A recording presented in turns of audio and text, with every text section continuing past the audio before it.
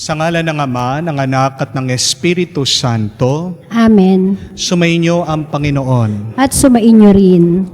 Mga kapatid, sa araw na ito ating pinagdiriwang ang banal na kapistahan ng pagdalaw ng mahal na Birhen Maria sa kanyang pinsan, si Santa Isabel.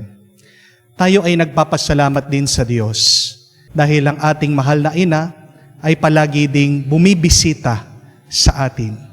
Walang sawa din siyang nananalangin sa atin. Kaya naman tayo ay manalig sa gitna ng ating mga pagsubok, ng ating mga problema, ng ating kalungkutan. Meron tayong isang mahal na ina na palagi tayong nilalapit sa kanyang anak, si Kristo, na ang ating buhay, ang ating daan, at ang ating katotohanan. Sa mga pagkakataon na kung saan sinara natin ang ating puso sa Diyos, sa mga pagkakataon na tayo pa rin ay lumayo sa Kanya dahil sa ating pagkakasala, hilingin natin muli ang Kanyang awa para tayo ay maging karapat-dapat na makatanggap sa mga banal na misteryo. Inaamin ko Sa makapangyarihang Diyos at sa inyo mga kapatid, na lubha akong nagkasala sa isip, sa salita, sa gawa, at sa aking pagkukulang. Kaya isinasamo ko sa mahal na Birheng Maria, sa lahat ng mga anghel at mga banal, at sa inyo mga kapatid, na ako'y ipanalangin sa Panginoon ating Diyos. kaawaan tayo na makapangyarihan Diyos, patawarin tayo sa ating mga kasalanan, patnubayan tayo sa buhay na walang hanggan. Amen.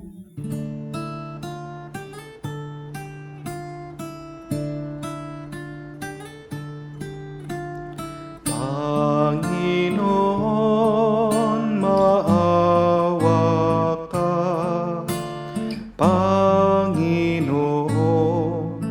maawa ka.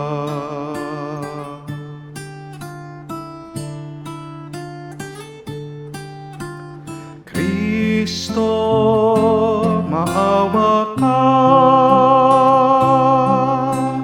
Kristo, maawa ka sa amin. Panginoon, maawa ka. Panginoon, maawa ka. Manalangin tayo. Ama naming makapangyarihan, ikaw ang nagbunsod upang dumalaw kay Elizabeth, ang mahal na Birhen Maria na nagtataglay ng iyong anak sa kanyang sinapupunan. Sa pagbubunsod ng iyong Espiritu, kami naway makaisa ng mahal na Birhen Maria sa pag-awit lagi ng buong pusong pagpupuri sa iyo. Sa pamamagitan ni Jesucristo, kasama ng Espiritu Santo, magpa sa walang hanggan. Amen.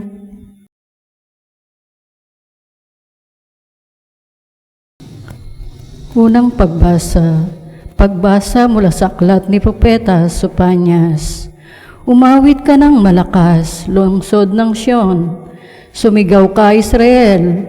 Magalak ka ng lubusan, lungsod ng Jerusalem.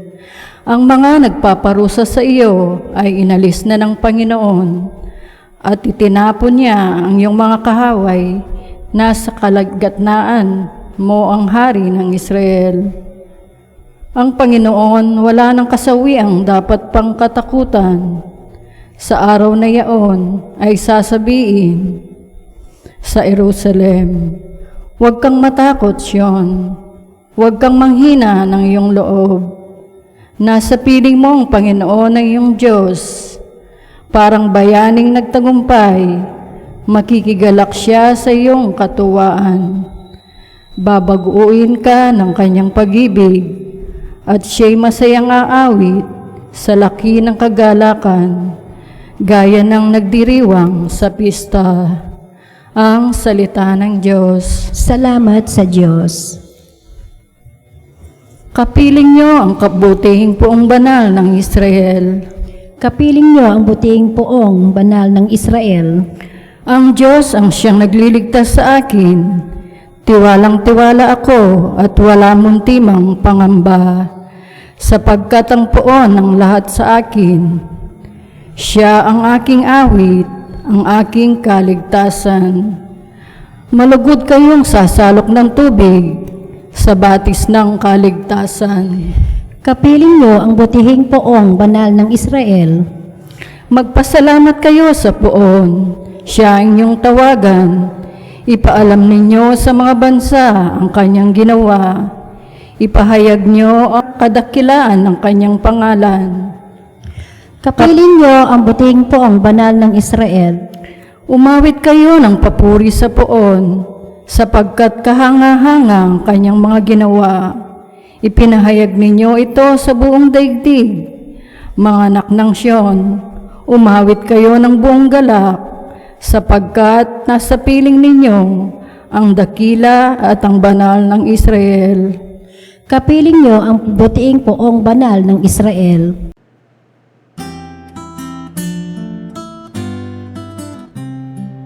Alleluia, alleluia, alleluia, alleluia, alleluia, alleluia, alleluia,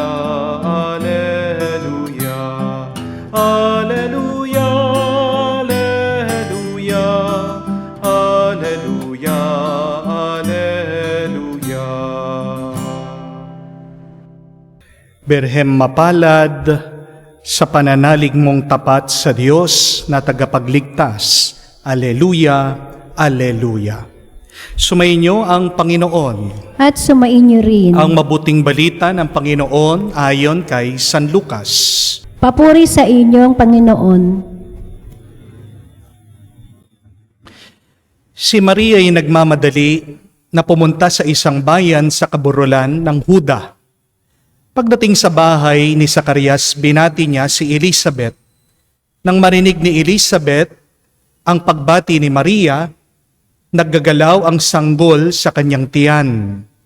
Napuspos ng Espiritu Santo si Elizabeth at buong galak na sinabi, "Pinagpala ka sa mga babae at pinagpala rin ang dinadala mo sa iyong sinapupunan. Sino ako upang dalawin ng ina ng aking Panginoon? Sapagkat pagkarinig ko sa iyong pagbati, ay naggagalaw sa tuwa ang sanggol sa aking tiyan. Mapalad ka sapagkat nananalig kang matutupad ang pinapasabi sa iyo ng Panginoon." At sinabi ni Maria, "Ang puso ko'y nagpupuri sa Panginoon, at nagagalak ang aking espiritu dahil sa Diyos na aking tagapagligtas, sapagkat niningap niya ang kanyang abang alipin.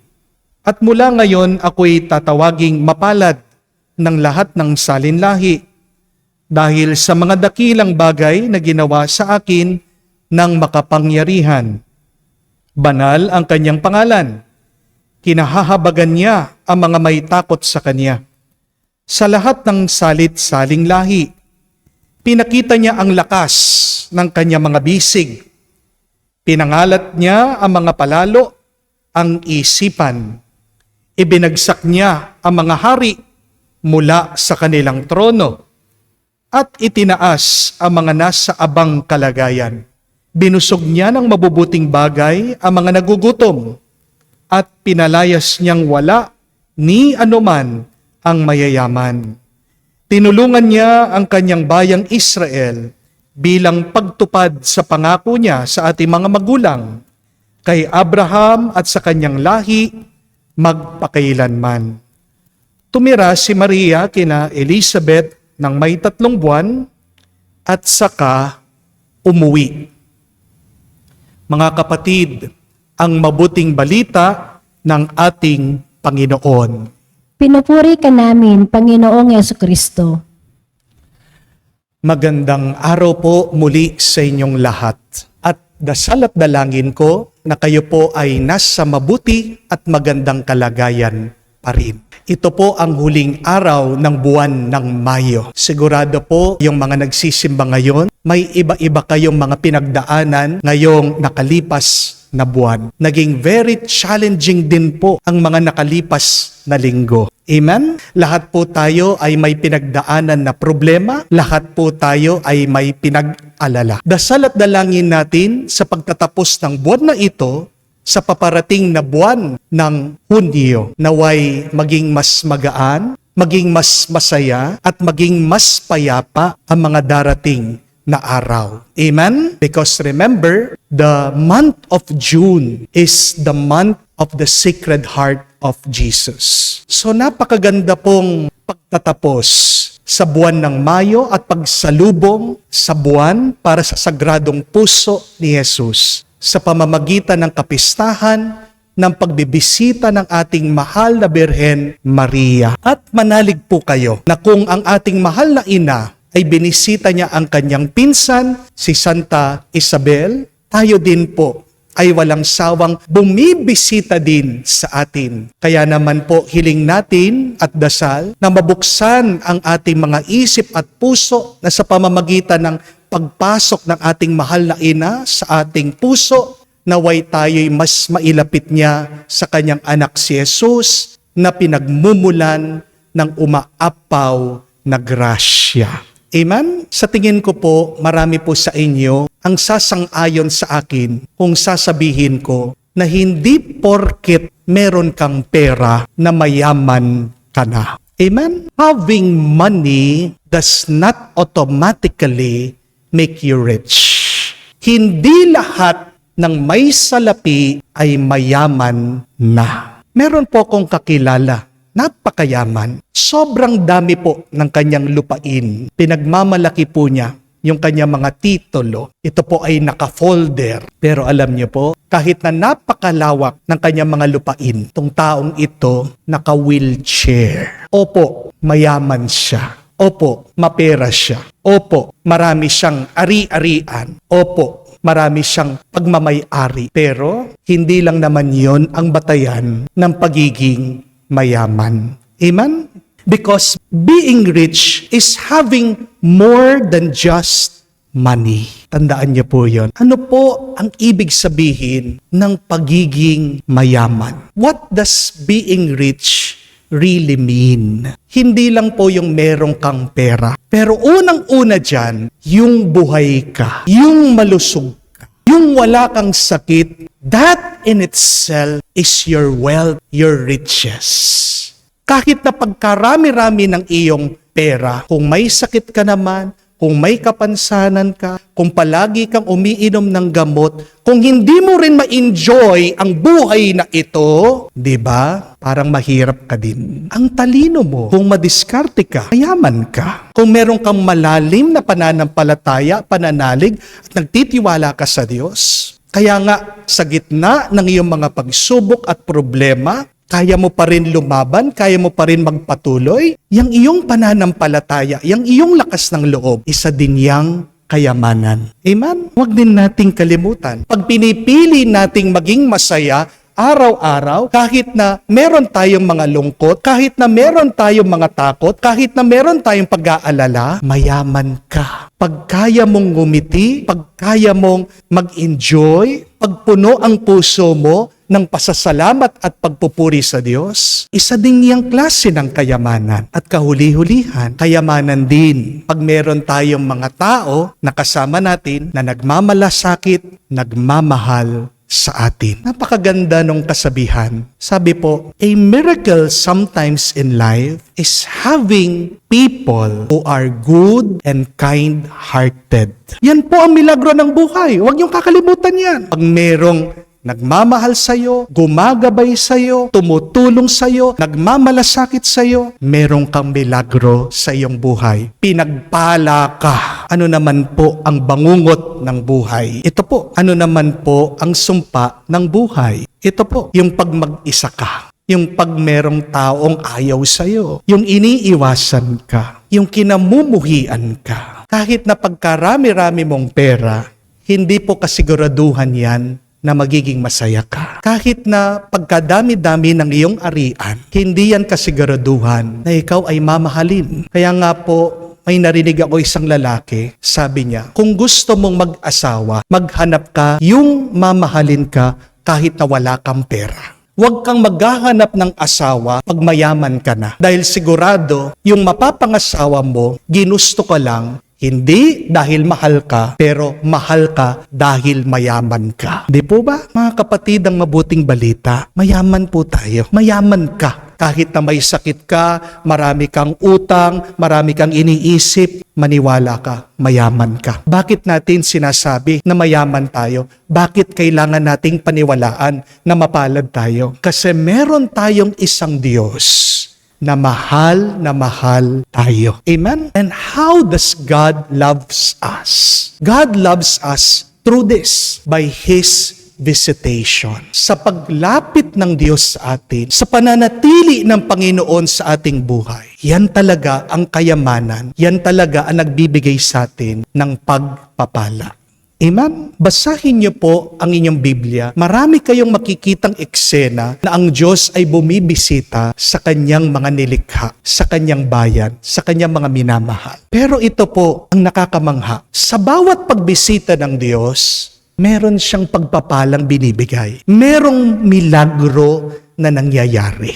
Bumisita ang Panginoon kay Abraham at Sarah. Anong nangyari sa kanila? Ang tagal-tagal na nilang mag-asawa, pero pagkatapos ng pagbisita ng Diyos sa kanila, nabuntis si Sarah. Yung matagal nang inaasam na anak nila, binigay ng Diyos pagkatapos silang binisita. Mababasa nyo din po sa Old Testament, si Elijah, propeta ng Diyos, depressed, nananalangin sa Panginoon, Panginoon, patayin mo na ako. Bumisita ang Diyos sa kanya sa pamamagitan ng isang anghel. Pinakain siya, lumakas siya, binisita siya, nagkaroon ulit siya ng gana at lakas ng loob. Nung nakulong si Pedro, bumisita din ang Diyos sa pamamagitan ng anghel. Anong nangyari? Nakatakas siya kasama ng ibang alagad. Napaka-imposible. Kandado, nandun sila, naging sila mga preso, nakulong sila, pero dahil sa pagdating ng Diyos, nakalaya sila. Si San Pablo, na nagpakita ang muling nabuhay na Panginoon, binisita siya. Itong dating mamamatay tao,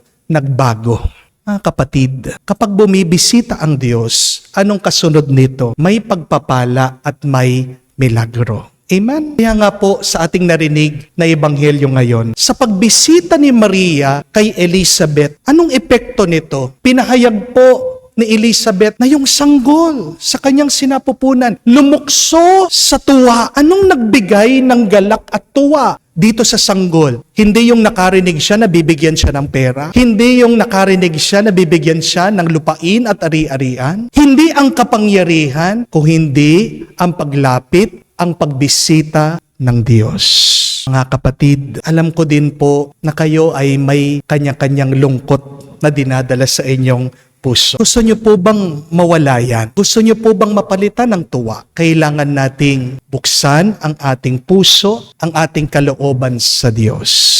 Hayaan natin na pumasok ang Diyos sa atin para mapuno tayo ng galak at ng tuwa. So if you want to be happy, be present with God. And if you want to be peaceful, pray that God will be present to you. Sabi po nila na tumataas na naman po ang mga COVID cases sa mundo. Specifically po dito sa Manila, nandun na rin daw po sa Singapore. Marami na naman po mga tao ang natatakot. Pero alam niyo po, merong isang sakit na dapat bigyan pa natin ng pansin. Meron isang sakit na hanggang ngayon nananatili at napakarami na pong kinuhang buhay. Ano po ang sakit na yan? The sickness that I am referring to is the sickness of loneliness.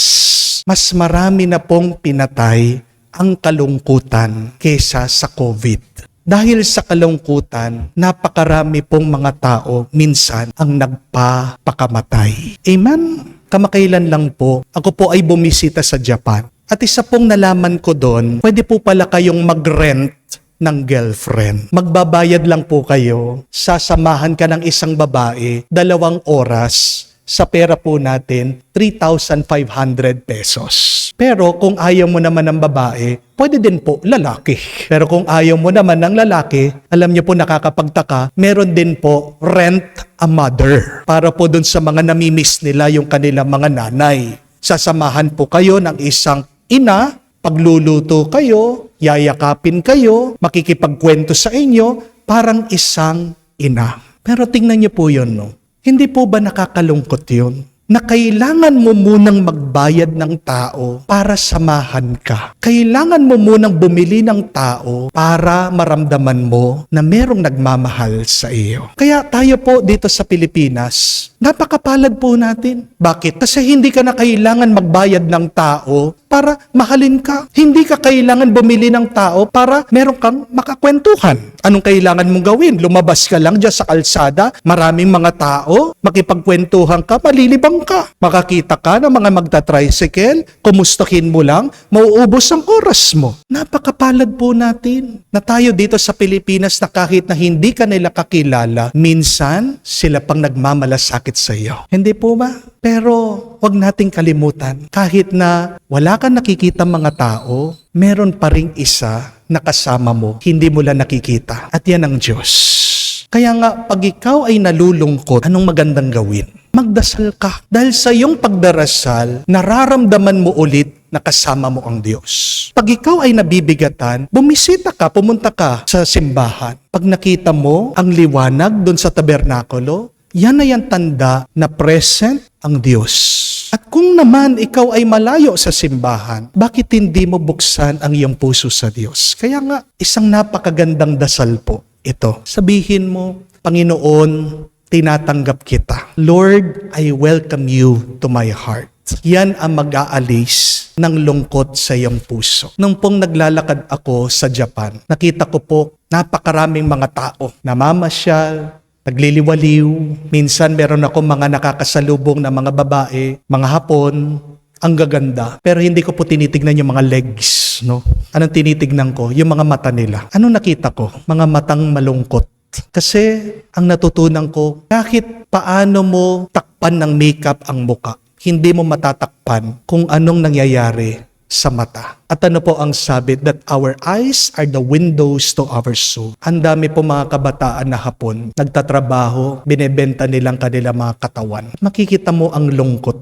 Pero hindi naman tayo kailangan maging malungkot kung tayo ay naniniwala at nananalig sa Diyos. Remember, my dear friends, that you can be lonely even in a crowd. Pwede kang ma-depress, pwede kang malungkot kahit na meron kang kasama. But it is also true that not everybody who is alone is lonely. Kahit na mag-isa ka, minsan ikaw ay masaya. Kahit na mag-isa ka, nararamdaman mo na may kasama ka, napayapa ka. At yan magiging posible lang kung tayo po ay mulat sa presensya ng Diyos.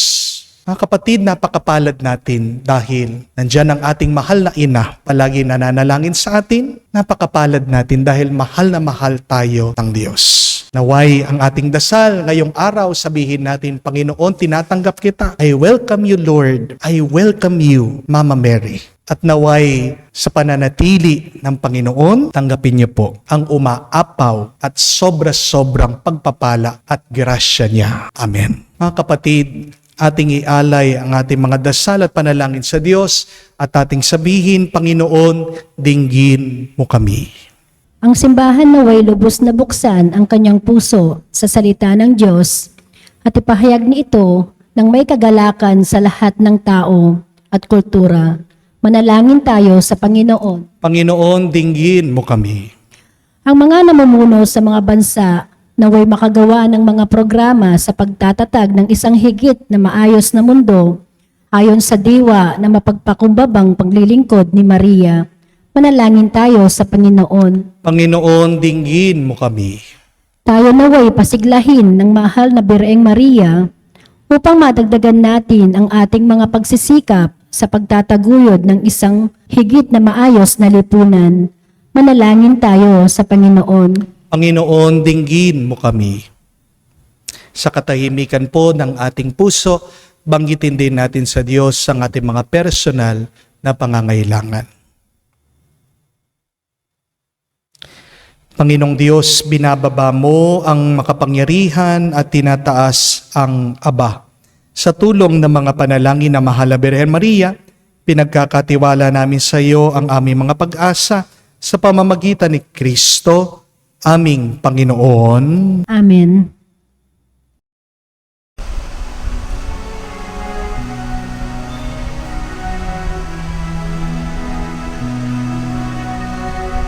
Aming ating alay na ito, ang tinapay na nagmula sa pagpapala mo.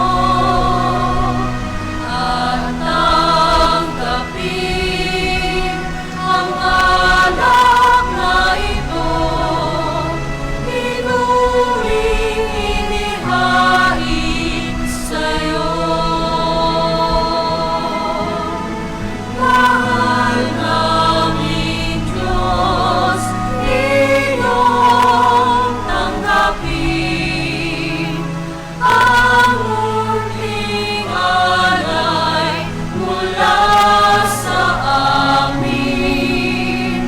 Buong puso namin hihintayin pagpapala ng aming hiling. Pagpapala ng aming hiling. Mga kapatid, manalangin kayo parang ating mga paghahain ay kalugdan ng Diyos amang makapangyarihan. Tanggapin nawa ng Panginoon itong paghahain sa iyong mga kamay sa kapurihan niya at karangalan sa ating kapakinabangan at sa buong sambayanan niya banal. Ama naming lumikha, kalugdan mo itong aming pagdulog sa iyo upang ipagdiwang ang paghahain ng sarili ni Jesucristo. Kasihan mo nawa kami sa aming pagganap nitong pagdiriwang, katulad ng iyong paglingap sa kinalugdan mong pag-ibig ng inang nagsilang sa iyong nagkatawang taong anak na namamagitan kasama ng Espiritu Santo magpa sa walang hanggan. Amen. Sumainyo ang Panginoon. At sumainyo rin. Itaas sa Diyos ang inyong mga puso at diwa. Tinaas na namin sa Panginoon. Pasalamatan natin ang Panginoong ating Diyos. Marapat na siya ay pasalamatan. Ama naming makapangyarihan, tunay nga marapat ikaw ang aming pasalamatan. Bukod mong pinagpalang maging ina ni Jesucristo, ang Mahal na Birhen nagpupuri at nagagalak sa iyo. Ikaw ang gumawa ng tanang dakilang bagay. Ikaw ang lumingap sa lahat kailanman. Nilingap mo ang Mahal na Birhen bilang iyong abang alipin, na iyong binigyan ng tungkulin, kumalinga sa anak mong manunubos sa amin.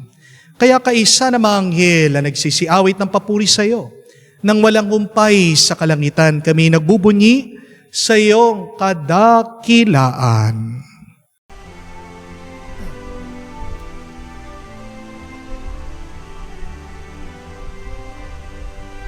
Santo, Santo, Santo, Panginoong Diyos ng mga hukbo, napupuno ang langit at lupa ng kadakilaan mo.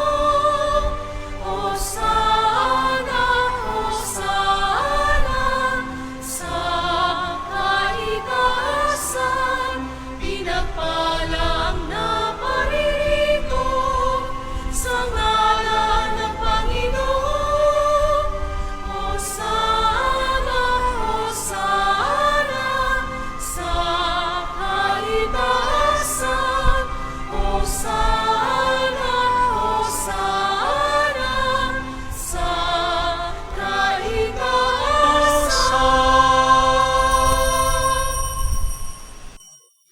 Ama naming banal, ikaw ang bukalan tanang kabanalan.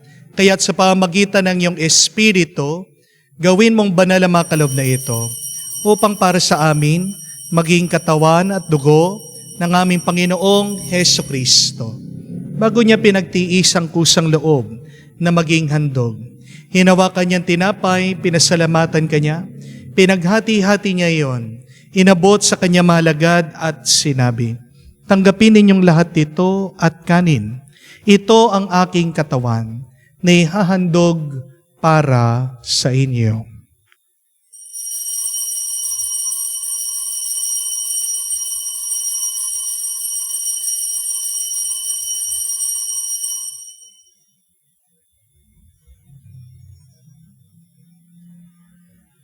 Gayon din naman, nung matapos ang hapunan, hinawakan niya ang kalis, muli kanyang pinasalamatan. Inabot niya ang kalis sa kanya malagad at sinabi, "Tanggapin ninyong lahat ito at inumin. Itong kalis ang aking dugo, ng bago at walang hanggang tipan. Ang aking dugo na ibubuhos para sa inyo at para sa lahat, sa pagpapatawad ng mga kasalanan. Gawin ninyo ito sa pag-alaala sa akin."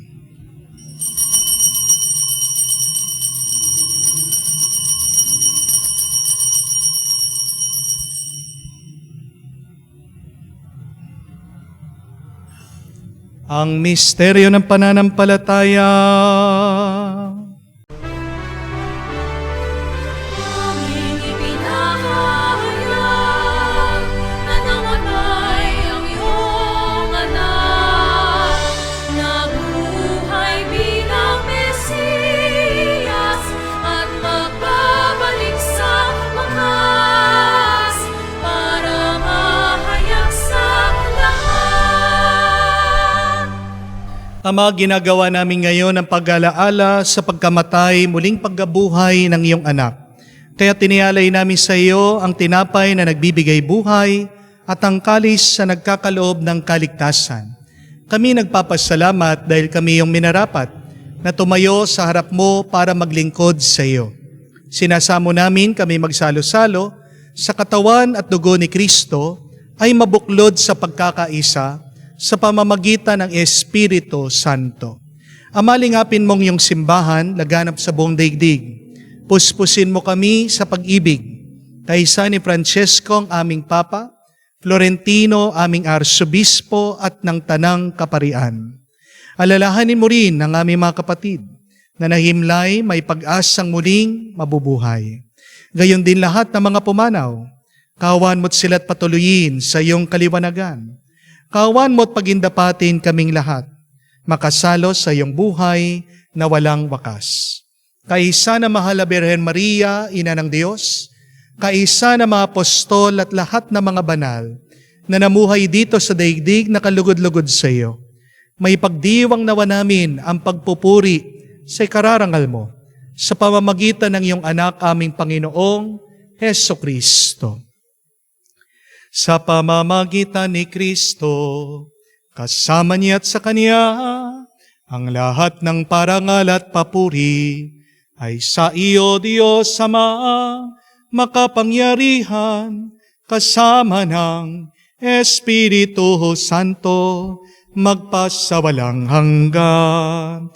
Amen, Amen, Amen. Sa nakakagaling na utos at turo ni Jesus sa Panginoon natin at Diyos, ipahayag natin ang lakas loob.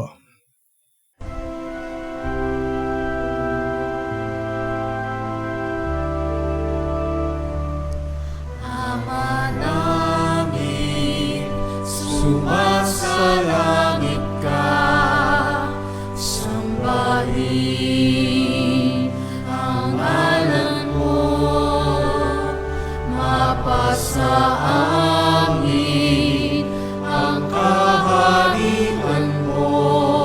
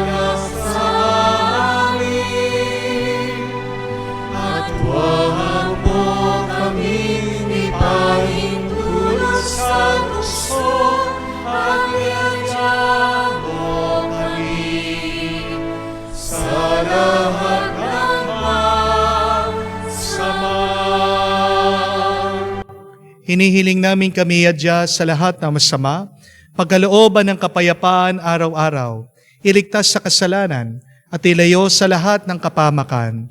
Samantalang aming pinanabikan ang dakilang araw ng pagpapahayag ng tagapagligtas naming si Heso Kristo.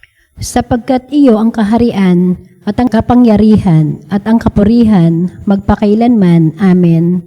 Panginoong Heso Kristo, sinabi mo sa iyong mga apostol, kapayapaan ang iniiwan ko sa inyo, ang aking kapayapaan ay binibigay ko sa inyo. Tungayan mo ang aming pananampalataya, huwag ang aming pagkakasala. Pagkalooban mo kami ng kapayapaan at pagkakaisa ayon sa iyong kalooban, kasama ng Espiritu Santo, magpa sa walang hanggan. Amen. Kapayapaan ng Panginoon ay laging sumainyo. At sumainyo rin. Magbigayan po tayo ng kapayapaan sa bawat isa. Peace with you po. Kapayapaan po sa inyong lahat. Kordero ng Diyos na nag-aalis ng mga kasalanan ng sanlibutan, maawa ka sa amin. Maawa ka sa amin. Kordero ng Diyos na nag-aalis ng mga kasalanan ng sanlibutan, maawa ka sa amin. Maawa ka sa amin. Kordero ng Diyos na nag-aalis ng mga kasalanan ng sanlibutan, ipagkaloob mo sa amin ang kapayapaan.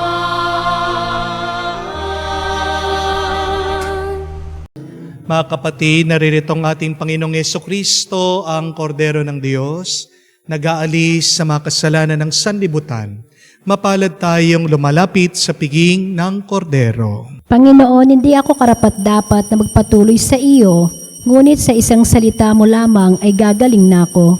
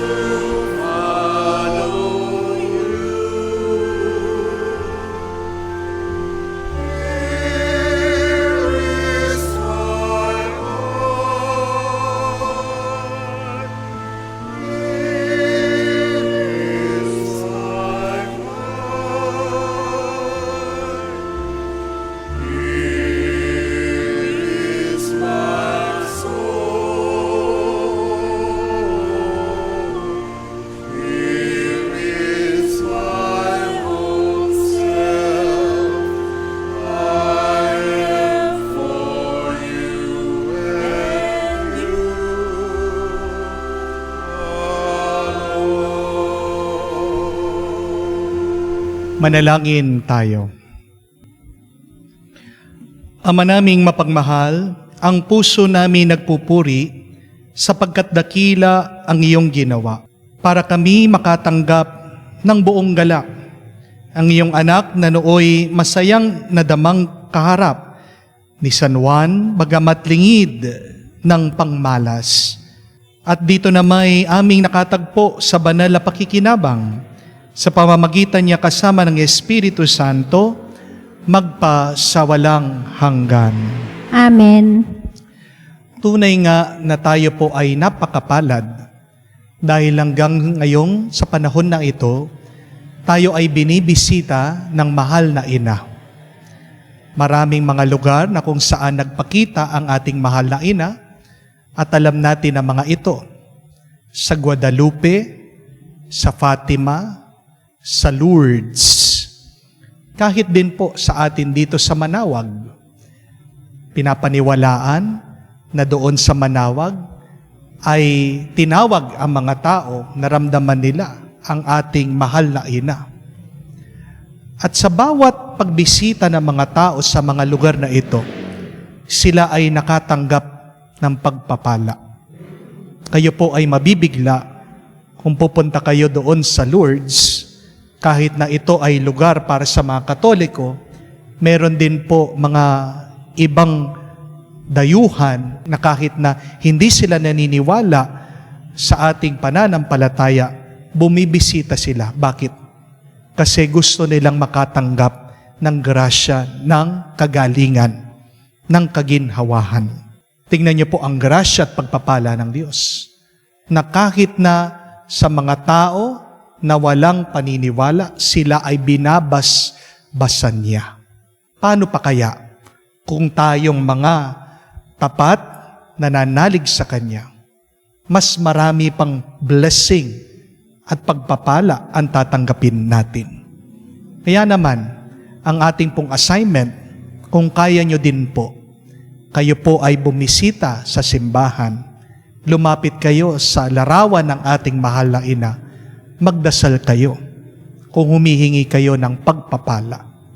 Tandaan nyo na ang ating mahal na ina, hindi siya ang nagbabasbas sa atin, pero nilalapit lang niya tayo sa pinagmumulan ng grasya, ang kanyang anak.